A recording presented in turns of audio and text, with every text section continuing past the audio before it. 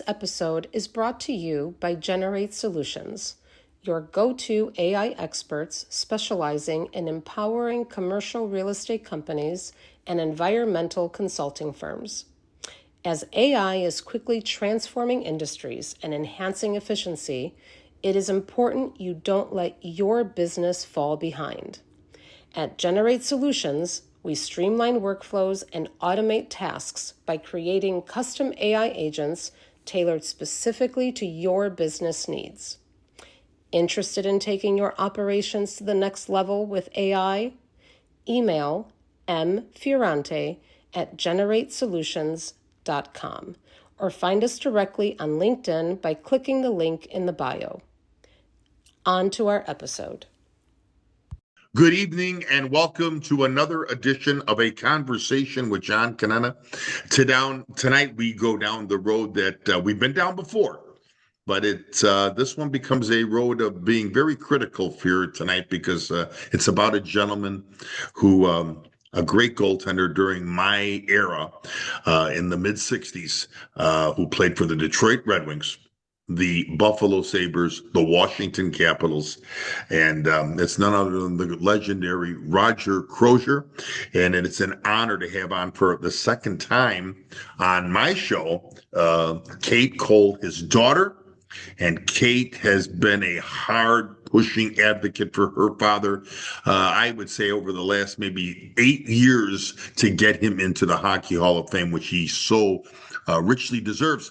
Before I bring Kate in, we are going to honor some people tonight here on this podcast, and it's people that Roger played against, and of course, what had happened this last month and the last 4 years. Some of them have passed away. So this podcast tonight is in memory of Bernie Parent, who Roger beat in games 5 in order to force that Game 6 Stanley Cup in 1975. And then that same year, and of course, this past 3 weeks ago, the great Ken Dryden died, and Roger had beat him in a playoff series also in a game that I'll never forget, Montreal-Buffalo in the semifinal series. And of course, Roger had a long career against another goaltender who passed away about a week ago now, Ed Giacomin, who passed away. And of course, Roger always went up against the legendary Chicago goalie, Tony Esposito. But with that said, let's get back to Kate. Kate, thank you for coming in tonight. And what's going on before we go back to talk about Dad and the memories of your dad and what we're talking about tonight? Well, it's just, seeing all the people on Facebook, that's what drives me to keep doing this, because it's amazing all the people on Facebook that watched him play in the 60s and the 70s, went to the games, were die-hard fans. Still to this day, they wear the jerseys to the game. And I'm so proud that they wear Crozier jerseys to Buffalo games and Detroit games. And it just makes you feel so good inside. Like, these people still love him like he's on the ice.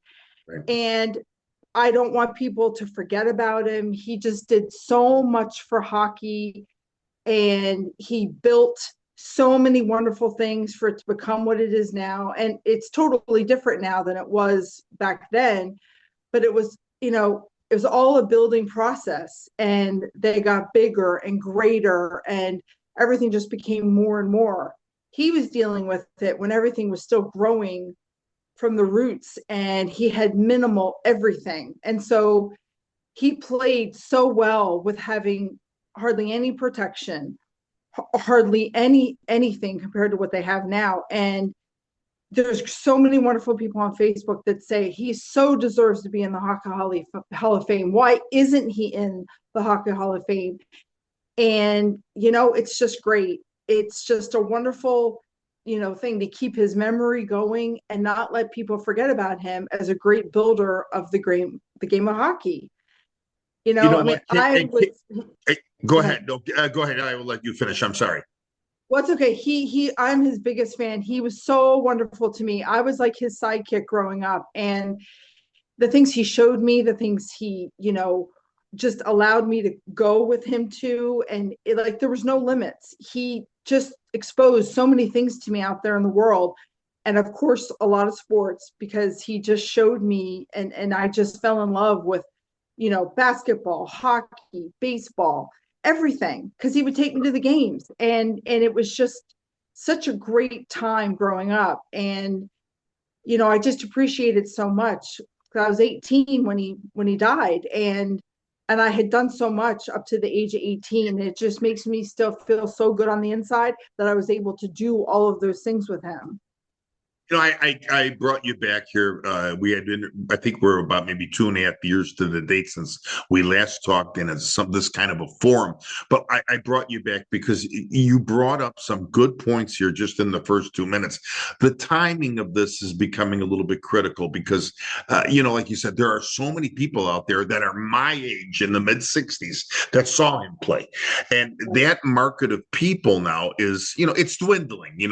We have deaths, we have everything else. And another thing I would like to add tonight here to this, there was a gentleman who wrote a letter to the Hall of Fame, Michael Moore, who wrote the book of the 1971 Montreal Canadiens and borrowed something from me, of course, to make his point about Roger Crozier. Here's the thing, Kate, and I'm going to let you talk about it. What I don't understand, in 1960, I think it was at the end of the 1964 season, Roger was the rookie of the year after playing in 70 games. And I'm going to remember his first game, and I'm going to bring it up to you to see if he ever told you. And then that following year, the Detroit Red Wings went to the Stanley Cup, and your father, in a losing cause again, Detroit blew a 2-0 lead to Montreal, lost in 6 games, was the most valuable player for both teams in the losing cause. So that won him what was called, which is still called, the Conn Smythe Award. And then years later, they had an award for save percentage for goalies because your father was always tormented by no less than 50 shots a game. And they had an award for him called the Saving Grace Award, the Roger Crozier Award, which they now just took away about 5 years ago. So, Rookie of the Year in 63-64, the most valuable player in a Stanley Cup against Montreal for both teams while he played for Detroit, and of course, this Saving Grace Award. What bothers me about this is the man played in so many games. And then after his career, when he was with the Washington Capitals, he went on to be an administrator in that organization. So I've kind of set the table for you here because if you're having an award named to you, winning awards and everything else, this for me now becomes a political thing. What are your thoughts now after I bring these things up to you? Well, he was the first player on a losing team to win. And that right there shows so much. Hockey was so rugged back then. He had no protection. He faced, like you said, over 50 shots a game. These guys now don't even face half of that sometimes. They've got all the equipment now. They've got everything in the world to protect them. And my dad had none of that. Just the fact that he was the first player on a losing team to win that showed how amazing he was. The guys on Facebook always say to me, he was such an acrobat. He would hold no limits. He would he would go wherever. They show pictures of him on top of the net. Like the pictures that people send me are phenomenal as to all those years on the ice, what photographers took of him. He just, there was no limit. He just would go wherever he had to go. And, that is a huge thing. No one will ever do that again in the NHL. My dad was the first one back when hockey was so hardcore, so much rougher, so much more, rugged, and just, even the players that were going against my dad, no helmets, no nothing. They too were dealing with the same thing. These guys were out just loving the game and didn't know that it was going to become something totally different all these years later. So, I'm just so proud of him, all the phenomenal things that he did after that, first player on the team in Buffalo to be put in their Hall of Fame. Yes. he just on, even though he was getting older and he had so many health issues, that's another reason right there. He went through so many health battles, but he would play. When he was in Detroit, a skate cut him on his cheek. They took him back, they sewed him up, put him back on the ice. They would never do that now. Never, ever, ever. He would drive overnight when Detroit needed a goalie. If Sawchuk was out, they didn't have anybody else. They would get my dad to come drive up and be there for the start of the game. I mean, that was what was so rugged about that game back then. It's so totally organized now, so, catered now. And back then, trying to grow hockey, it was just skin and bone, whatever they can get. And that's how my dad eventually got started to be then the main goalie for Detroit, because he was up there subbing so much, and Sawchuk was kind of on his way out. And that's when they brought in and made my dad the permanent goalie. Being the number one. And I have to tell you, thank you for bringing up Terry Sawchuk, of course, who's this legendary goaltender, meaning in the sense of Sawchuk, who played from 1950 to 1970 with a variety of teams. But I have to tell you, for a man by the name of Roger Crozier to replace Terry Sawchuk, you had to be, and I will use a word F in front of, pretty freaking good to replace the legendary Terry Sawchuk, who probably still to this day is, maybe they say, the greatest goalie ever to play the game, by opinion, of course. But that was a big move for Detroit. Here they have this guy, Roger Crozier, from Bracebridge, Ontario, this small little town, who played in the AHL. Does he talk before? Of course, I know you grew up and never really saw maybe in those Detroit years, but does he talk about his time coming up from Bracebridge and what he had to go through, Kate? No, it was sort of, Bracebridge was very, very small back then. Now it's huge. It's growing like crazy. But back then it was very small, and he had 13 siblings. Once, he played hockey in Bracebridge, they won the tournament. Bracebridge always won because of my dad. And, my dad was really young. He didn't even finish high school, and they wanted him to go to the minors. He got out of there so quickly because there was no other opportunity. Way up north, 2 hours north of Toronto and Upper Ontario, there was nothing. If you have that chance, you're going to take it. So he didn't finish high school, and he just went to the minors. And then we all know what a great career he had in the minors. The guys on Facebook too love to talk about that. St. Catharines, people would go to every single one of his games. They were so loyal to him even back then. And he was this young kid playing, and they won their championship in St. Catharines. It's like he had the magic touch even at a young age. And so it's great. These people, they help me find out more. They help me understand with their comments on Facebook. It's just, there's so much to it. And there's no way my dad was going to be able to go back and highlight everything in his life and tell me everything. And that's why I just appreciate so much everything that they tell me on Facebook, because these guys lived it. They were there watching him in the minors. And, next thing you know, he's playing in the NHL for Detroit. And then that was it for him. That's what, got him all 14 years in the league. And here's the thing. When you say, because he comes up in 1963, and I have to tell you this, I don't know if we touched on this in our last interview. There's something I will have to show you. And there is a video of this too by a legendary historian that I just interviewed, and I think you know him, Paul Patskow. Paul, who's out of Toronto, sent me a video of Roger's very first game, which was in Toronto. He came in Toronto, not a full video, but Frank Mahavlich, a teammate of Dad's, and of course played with Toronto, took a shot at Roger, and the circus had been in Toronto the week before, so the ice was a little uneven. Like you said, back in those days, it's not like now where everything is just perfect. The ice was so uneven that the shot that Mahavlich took at your father hit something in the ice and hit him straight in the bone underneath his eye, where I'm pointing to my eye right now. And Yep. you're right. He had to go downstairs, get stitched up, and came back with a Yep. broken cheekbone. Yep. So, and then to be part of this little town, Bracebridge, come into the AHL, now come to Detroit, you are one of 6 men playing this position. One of 6. I mean, this tells me, and then again, to replace Terry Sawchuk, how good did you have to be? 6 goalies, the best in the world. Does he talk about that?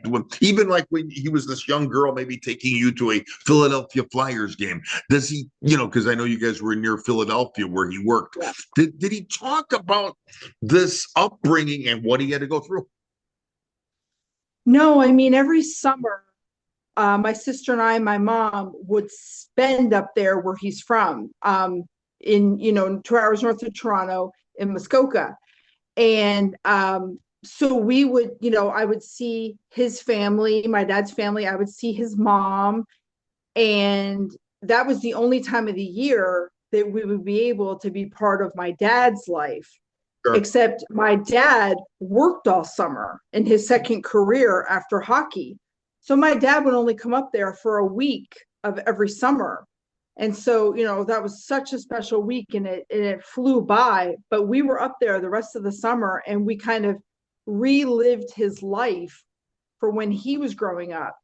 He grew up in an amazing place. Bracebridge, is filled with lakes. And in the wintertime, it's freezing cold up there and the lakes are frozen. And so he and his brothers would just go out there and they'd play hockey on the frozen lakes. I mean, they just had it all around them. Hockey was their life because they could do it anytime, anywhere in the winter. His brothers did it with him. And that's, he didn't start off as a goalie, but that's how he ended up liking the goalie position because of, all the playing he would do of it. And then he played for the local team, growing up as a kid, the Bracebridge Bears, and he was a goalie then. And it just was his thing because he was little. He was only, 5'7", 5'8" in height. And, it's little now, and there's still guys out there that are that height playing, but you got to be really good. Same with him back then. You got to be really good because he was so tiny. And he was an amazing acrobat. And that's how they talk about him on Facebook. They just remember him as being so entertaining. One guy today on Facebook, your dad was the most entertaining goalie ever. So, things like that just make me feel so good because it's true. He was entertainment right there in front of you. You're paying for those tickets just to see the show by my dad because he just would just be amazing in his saves and his moves. And, back for Detroit, he was it. He was the only one. So, okay, 10-minute break. They have to go patch him up. He's coming right back because we don't have anybody else. And so he'd have to come back in and play the rest of the game. And it was just, he was the end all be all, and they loved it. And that's why Buffalo wanted him, because when, Punch Imlach just adored my dad.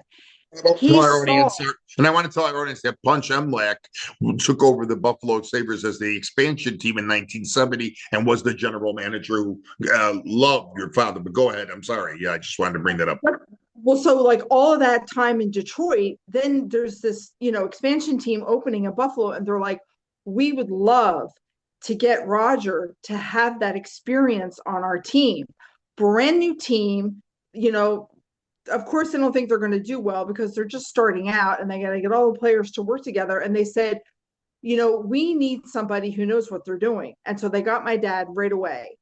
And that he still lives to that name in Buffalo as giving Buffalo a great name, way back when they, the Sabres were nothing.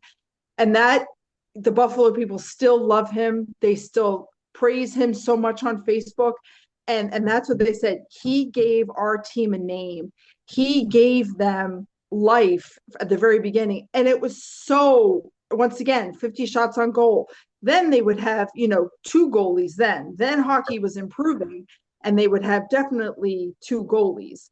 And so, as the evolution of the NHL was going, my dad was able to have that advantage. Okay, if I have a health issue, there's somebody there that can, be there for me. Sure. And, but yeah, but my mom still tells me this today. It's great to hear my mom talk about all the wonderful memories. She said Punch just loved Dad so much. When my dad was in the hospital many times, Punch would come and see him, find out what was going on, pancreatitis, all these issues my dad had, and Punch would be right in there finding out what was going on and going to visit him. And he was just so wonderful to him. And all those years in Buffalo, he just worked so hard, no matter where my dad was, he worked to his best, because that was his life. Hockey was his life. I mean, later on, he got his GED, he got his high school diploma, Wow. but he had left that. He was like, hockey's going to get me out of Bracebridge. It's going to, present this whole Sure. new world to me, and I'm doing it. And so he Sure. gave his life to it. And that's why people loved him, because he worked so hard, and they loved the show that he put on. It was amazing. I mean, and I have to tell you, to go from Detroit to Buffalo, because he was traded there. But of course, like you said, Emlak wanted him in the 1970-71 season. So Emlak based that team around Roger the goaltender and a great Frenchman center, a young kid named Gilbert Perrault. And it was something, because then after that, he added on two more Frenchmen, Rene Robert and Rick Martin. And in 4 years with your father and these three gentlemen, which were called the French Connection Line, took the Philadelphia Flyers. Went up against the Flyers in 74-75. And I have to tell you, Kate, your father came in Game 5 to win a game in Buffalo, and Game 6 was in Philadelphia, I think. And in Game 6, they were in Buffalo. And what a night between him and the gentleman who just passed, Bernie Parent. It was 0-0 going into the third period. The goaltending was tremendous that night between the two of them. And of course, unfortunately for the Sabres, the Flyers won 2-0. But I have to tell you, your dad's, that perseverance, that strength, and everything else. What I'm mad about in the sense of this whole thing with Roger, because our discussion tonight is really, really now to try to push this thing for the Hall of Fame. We did it in the last interview, but this now becomes a really an interview that I want the people to see, because this means a lot. I hope to get this video out, this interview out to some NHL people, because this has to be seen, because our timeline is getting short with people my age. Well, how did you start now after Dad passed? How did you start to say, my father deserves to be in the Hall of Fame, just like John Conenna thinks your father deserves to be? What was the process? What spurned you now? What ignites Kate Coll? Well, it was a long time ago. He died in 1996, and I was 18 in my senior year of high school. So much has happened since then. And I'm just speaking for myself, because my mom handled it differently. My sister handled it differently. My dad's family in Bracebridge handled it differently. MBNA America, where he worked for a long time, that was his second career, they handled it differently. Everybody, it felt like a surprise. Even though he had been diagnosed with prostate cancer 4 years before he died, he was normal. Everything was fine. He went to work. Life carried on. So my sister and I knew, but we were really young. I was 14 when I found out, and my sister was like 10 and 10 or 11. And so we just carried on with life. So when he did die, it was like a surprise. I mean, he's not here anymore. Like, wait a minute. At least he was here before. He was sick. The last 6 months of his life was when it really, really became awful. But for a year, for 3.5 years, life carried on and everything was normal. So after he died, I had huge depression, all these changes in my life, graduating high school, going to college, trying to move on with my life. And it was so difficult. It's like, where did this person go? This Where do you person go? who had just had me under his wing and showed me the world. And I worked for him at MBNA in the summers. And it was my world. And it was sort of like, I didn't know what to do. And I know this is a natural feeling. And I know that this is so normal to go through. And it just, how do I live my life? What am I going to do? It's kind of like nothing else mattered. All the normal stuff wasn't there anymore. I didn't have my whole family there. And, my dad's gone. This is just so crazy. Sure. So eventually, a few years later, I got out of it. And then I ended up transferring to Northeastern in Boston. And that was a life changer, going up to college in Boston. I graduated from Northeastern and kind of, was moving on with my life. And hockey is huge up there. And, Oh God, yeah. Yeah. yeah. And even with my dad growing Mhm. up in middle school and high school, we would go to the Philadelphia Flyers games. So, I look back on my dad now and I'm like, what a trooper he is. What a great guy to go and get him and I season tickets. And you mentioned the 70s, Stanley Cup playoffs with Philadelphia. My dad remembers all, just how hard it was and how close they were to getting the Stanley Cup. And so here my dad is taking me to every single home game, for the Philadelphia Flyers. So he was really, really, sort of his love for the game is what allowed him to do that. Like saying to me, Katie, I want to show you just how awesome this is and just how great this game is. He had to swallow his pride and drive me up to Philadelphia for every single home game. Wow. The Flyers wives Fight for Lives Carnival. We went to everything that the Flyers had. The fundraiser, that's a huge fundraiser for them. And they have all the players there. And he was so great. Like the things, I look back on it now and I was like, wow, all through middle school. And then, the beginning of high school, that was my life. And I just can't imagine how he felt, like how close he came with the Philadelphia Flyers and how it could have been totally different, if they would have won. Sure. He really wonderful. I mean, he just was, and so the memories are what keeps me alive, hearing people talk about him and, just how great he was and how he made the game so wonderful. And so I think, once I was at a Northeastern and I had graduated and I was sort of moving on with my life, and then sort of Facebook again, hearing more people talk about it. Yeah, I thought your dad was automatically in the Hockey Hall of Fame, right? People like that, then saying like that, and I was like, oh my gosh, that would be so huge. And these people assume it out there, and it hasn't happened. And so I think that's what sort of got me going. After I had graduated from Northeastern, my life was moving on, and I had to have a career, and just all these years, it just got bigger and bigger and bigger and bigger. And people would send me pictures. And I'll never forget this family in Buffalo, their garage door. They had my dad painted on the garage door. I mean, it's beautiful. They said that they've had it since the 70s, my dad on their garage door. It's beautiful. It's a beautiful shot of him playing, and whoever did it is an amazing painter. It looks just like the real thing. It's like his mask and everything else. Yeah. Oh, I mean, everything. It was just phenomenal. And, so as I'm hearing more and more people who watched him, who loved him, who, were such a loyal fan to him, and the ones that say, oh, he's still my favorite. That's the clincher. With the ones that say that he's still my favorite. It makes me feel so good. And so I had slowly started hearing more about how do you get players into the Hockey Hall of Fame. And, the first time I did it, I was like gung ho and writing letters and trying to do my best and sort of, Meanwhile, I'm having children, I'm married, then I get divorced, and and I still have all my children, and so I'm trying to have a life at the same time. And There's really a you lot know, to balance there. right, Since I've known you, there's been a lot to balance. Yes.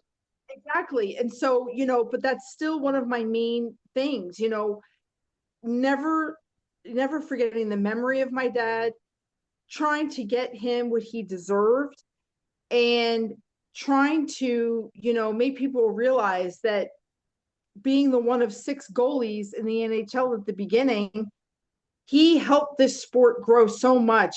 He is not the inventor of the butterfly. I have to be very clear about that because people love to argue about that on Facebook. He is not the inventor of the butterfly, but he had his own unique way of the Yes. butterfly. He kind of perfected it. Exactly. Right. Yes.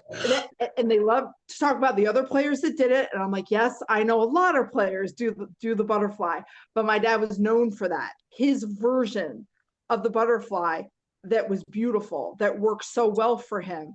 And that was the advantage of being little, when you can be closer going to the down net. low for your shots and everything else. Right.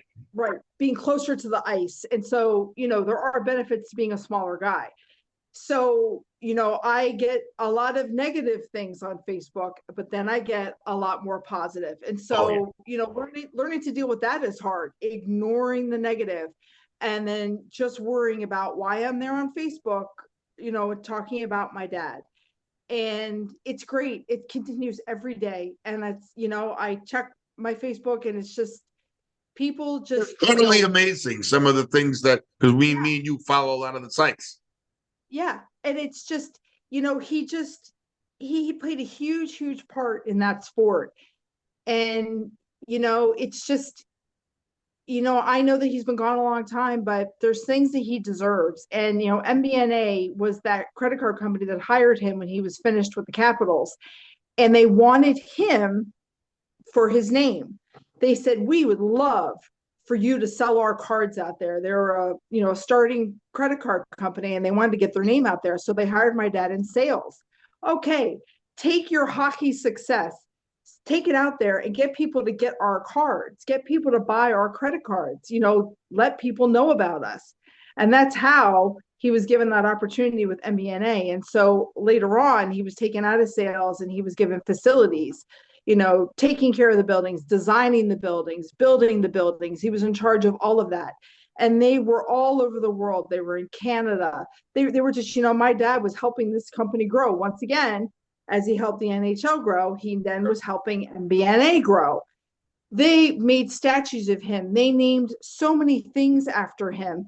They were wonderful in paying tribute to the man that was helping their credit card company grow. And MBNA helped with that award. You said the Saving Grace Award. Saving Grace Award was named after him. That was because of MBNA. MBNA is no longer around. They merged with Bank of America, and everything changed when they merged with Bank of America.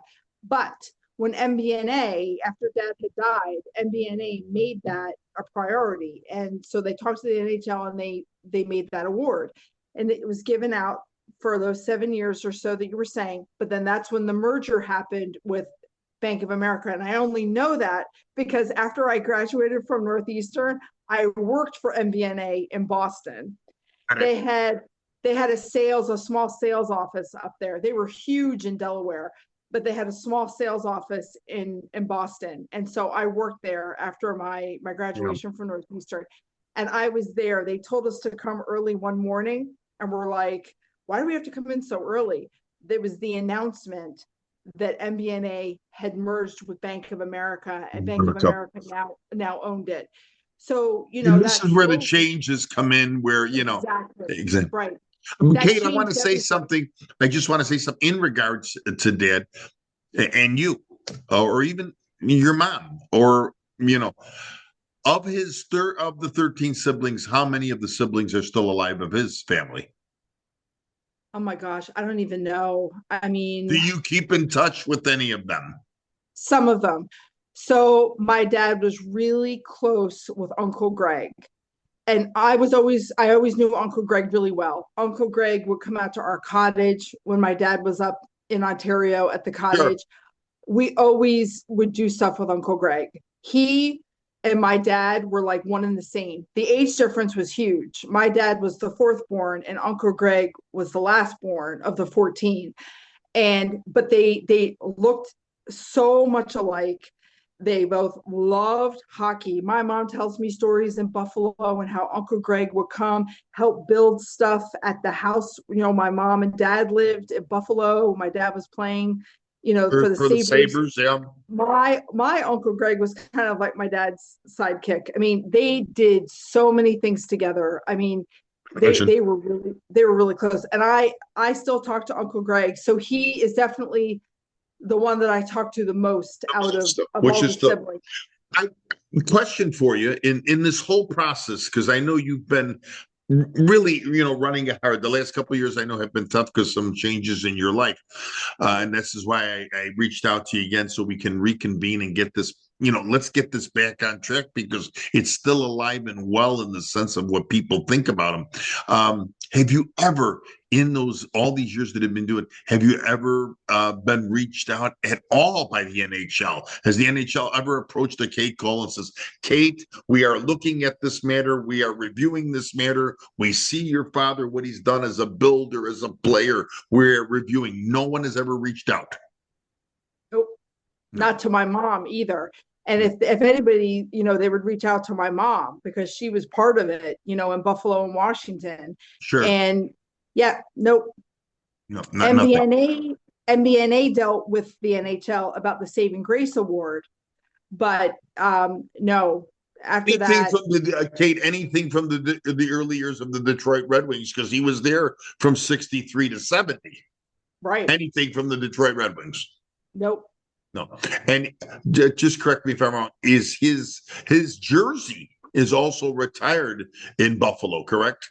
I think his jersey is retired, or is he? I know he's in their Hall of Fame. Right. No, they didn't retire. And you know what? That's funny that you say that. They did not retire him in either Detroit or Buffalo. And that's what these guys on Facebook, it's so funny, were saying yesterday. Like, that should have been done forever ago. Why didn't they do it? He's the first put in the Buffalo Hall of Fame, Hockey Hall of Fame in Buffalo. Why didn't that go along with it? I mean, there's this one comment on Facebook. I love it. My dad was Hasek before Hasek. So it's like, and it's true, yes, and 100%. They keep repeating on Facebook, and I love it because it's true. That's the reality. My dad was around way before Hasek was, and he was Hasek before Hasek. I mean, yeah, go ahead and love Hasek. Yeah, he's great. But my dad was the first amazing one there before he showed up. I mean, there was a lot of good goalies, and it's just, I only understand the old era of hockey because of my dad.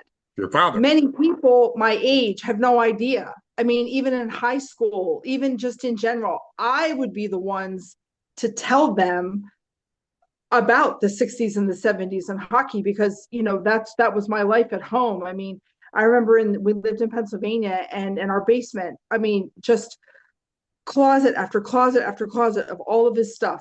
He had so many boxes of everything, all the old goalie pads, all the old equipment that he had, all the old everything. And it would stink. You go down there to the cupboard, you open it, and then you odor, the hockey odor. Yeah.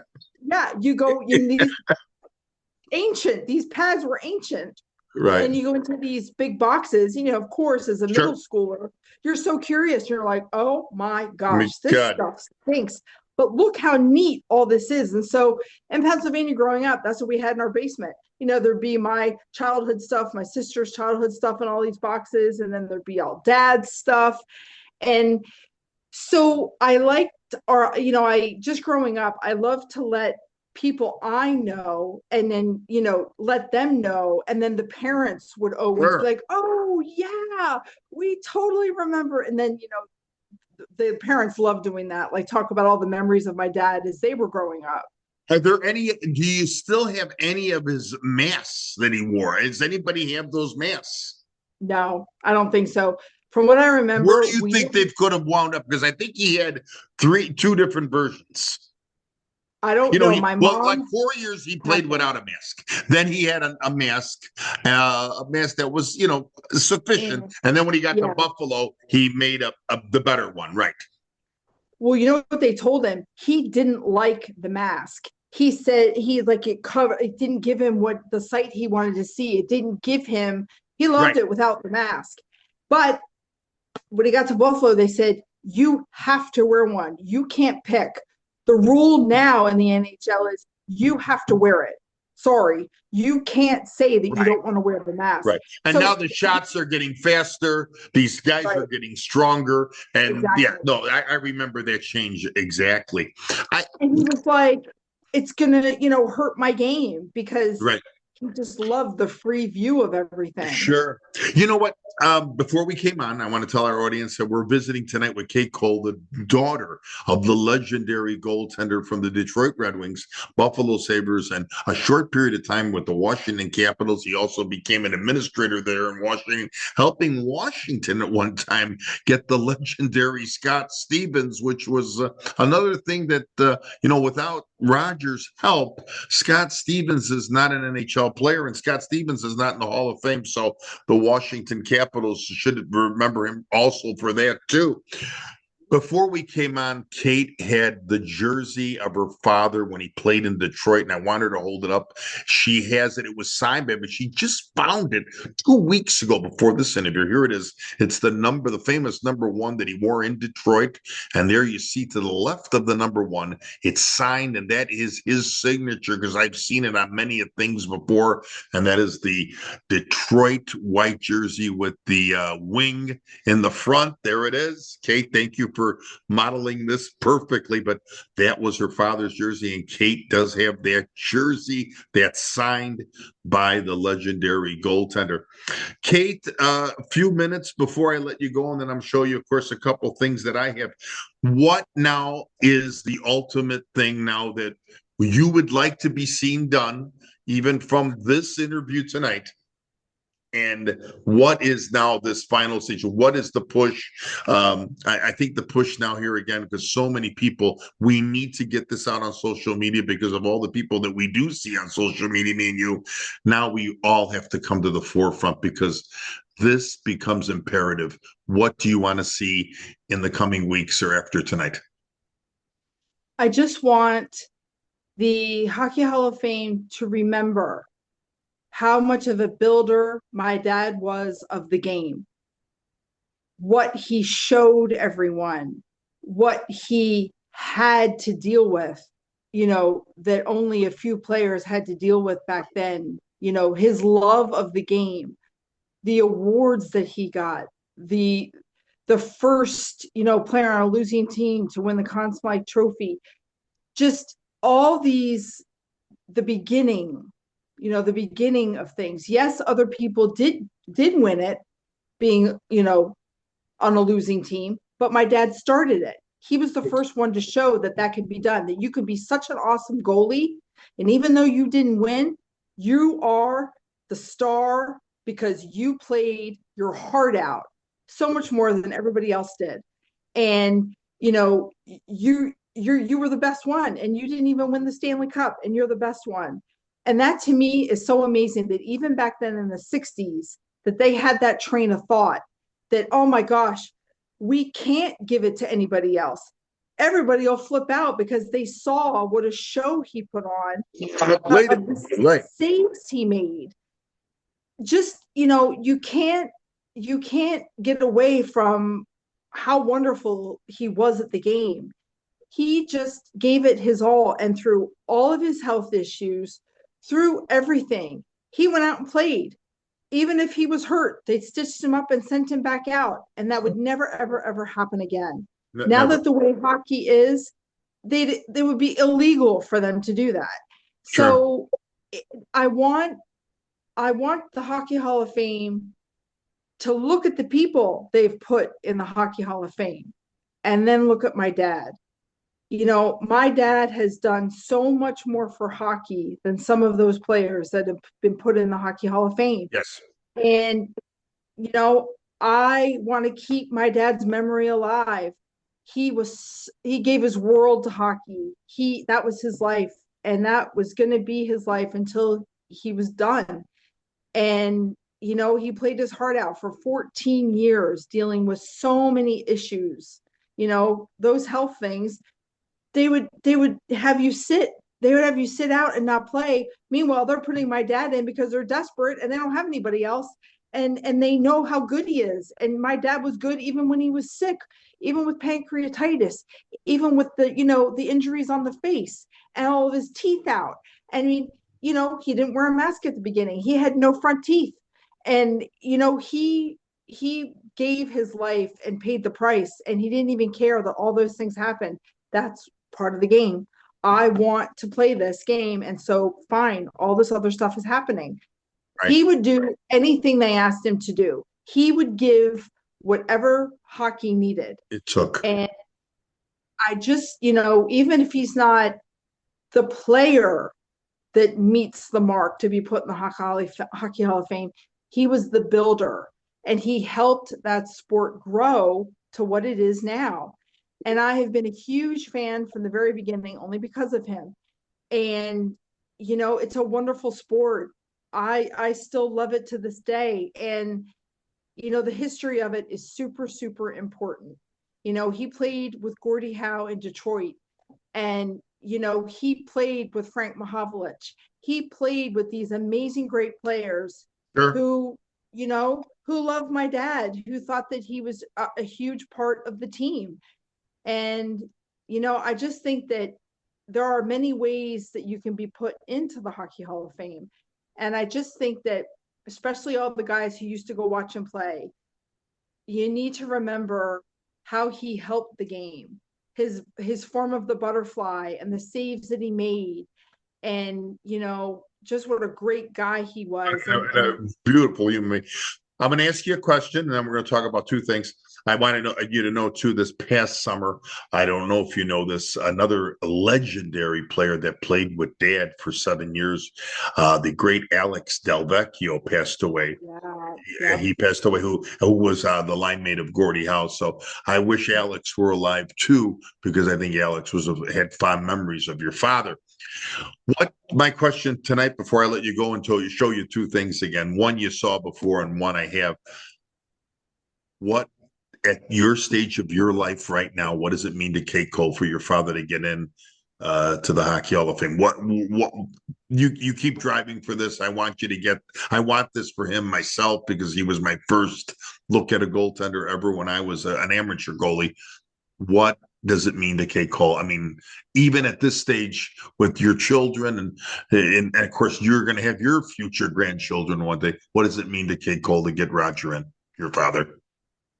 Just to show what he deserves. And I only am still trying to do this because of the support from people on Facebook that tell me the exact same thing. The people that watched him play way back when, and the people that saw him give his life. And, my dad is still their favorite player. And my dad is still holds such a great piece in their hearts. And yeah, he hasn't been around a long time. Yeah, he left Buffalo a long time ago, but they still hold all those wonderful things that my dad showed them, and holds it in their heart that, wow, those were the years. That's what a lot of people say about Buffalo. Yeah, those were the years. Those were the years. And, it can't be forgotten how amazing he was as a goalie. And just that, people out there ask all the time, how do we make this happen? How do we show our support? Right. How do we let everybody know that he was one of the best? Yes, he was. Out of the original 6 goalies, he's the only one not put in the Hockey Hall of Fame. Yes. That is heart-wrenching. Right. He was good enough to be one of those 6 goalies, and he did so much and won so many awards and set records and all of this. Sure. But why isn't he in the Hockey Hall of Fame? Why isn't he in there? Right, with the other guys who deal with the exact same thing. Exactly. Even though my dad didn't win a Stanley Cup, he came so close a few times, and he became the best player trying to do it. Oh, You sure. know, you can't get any better than that. You can't play every position on the team, but you can do the best at your position. And that's why he was the most valuable player on a losing team, because he showed just how awesome he was as a goalie. And yeah, too bad they didn't win, because the rest of the team wasn't Oh, playing it takes well. 6 to win a game. Yeah, it takes Right. it takes 6 to win that game. Right. Yeah, He did everything he could. And you can't get better than that. I exactly. mean, there's reality. And those guys back then wanted him to get that award because it was so far gone. Nobody else came close to playing like him. He was the shining star. And my mom would tell me, he would always get player of the game. First player, second player, third player. He was always going out there for player of the game. I mean, even We would little see things that like after that. every hockey game in Canada. Oh, Yes. yeah. I mean, it was always something. He just, he was this, quiet guy who just went and it stressed him out. Sure. Every game, he would stress out. My mom told me he would, eat his big meal, but that day of the game, so stressed out. And, health was a huge problem for him, but he pushed that to the side and he kept playing hockey. Buffalo punching like sent him to, Toronto when he was in Buffalo because of his pancreatitis. And you know how close Toronto is to Buffalo. Yes. You need to go, you need to get up there to the hospital. You need to get this taken care of, get your pancreatitis taken care of, come back, and then we'll play you. But we're not going to play you with your pancreatitis. And so, there he goes up to Toronto General. Sure. Right, because they're not going to play you. You might as well get better. Get better. When you come back, they'll put you in the net. And so, it's just, that was his reality, but he dealt with his reality, anything to get back on the ice. Oh, and, yeah, he was something. And in Detroit, it didn't even matter. There was no holding him back. Okay, you just got all this. We stitched you up. Go back out there. It's just, he gave his heart and soul, and he played the game how they wanted him to. Sorry, we don't have another goalie. You've got to be it. We've got to fix you up and put you back out there with whatever's wrong with you. Too bad if something else happens, you're it. So I just think that it's just, you need to look at his lifetime in the NHL. You need to look at, how different hockey was back then. Don't compare it to now, because none of those things would ever happen now that happened back then. I've always said now recently, Kate, before I let you go, could a goalie in this era play in your father's era? I always say no, because the stresses and the demands were too much. I want to show you one thing, and I think you remember from the last interview, and then I'm going to show you something else. I just found out that I owe $3,680 for a book that I stole from a library, which I think you remember. And here it is. Oh. It's the Roger Crozier book. Yeah. The day I stole this in 1968 from a library called St. Rosalie. The school no longer exists, but I did the math. It was a penny a day since 1968. So it's $3,680. There's some beautiful pictures in here of your father winning those awards and everything else. And of course, the book is called Roger Crozier, Daredevil Goalie. It came out in 1968. The author at that time was by Tom Cohen, who was passed a few years back. But this is a treasure. I gave it to Michael Moore, who wrote a letter about your father to the Hall of Fame. But I've had this book in my library since 1968. So they can keep sending me bills. I'm not paying for it. I want you to know that about a year before I met you, somebody said to me, I wanted 5 sculpted goalies. And I asked the gentleman if he could do one of Roger Crozier without the mask in Detroit in the red jersey, but with the scar underneath from Frank Mahovlich. And I had it made. I didn't show you the last time, but here it is. I had it made. Wow. And that's him. Of course, your father was left-handed. There is a little scar under his eye if I move it in on you. Right there, but that's the closest I could get to him looking at him. And this also sits in my trophy room because Roger Crozier was before Tony Esposito, was my thing to start playing goalie. Everybody in the 60s wanted to be Roger Crozier. Kate Coll, I truly thank you tonight for coming on a conversation with me, John Conenna. And now we have to persevere to get this done because your father deserves it more than anybody else. Thank you so much for your help and your support in this, because, you know, we just have to keep trying to get his name out there and just show that he deserves this. Yes, without a doubt. Without a doubt.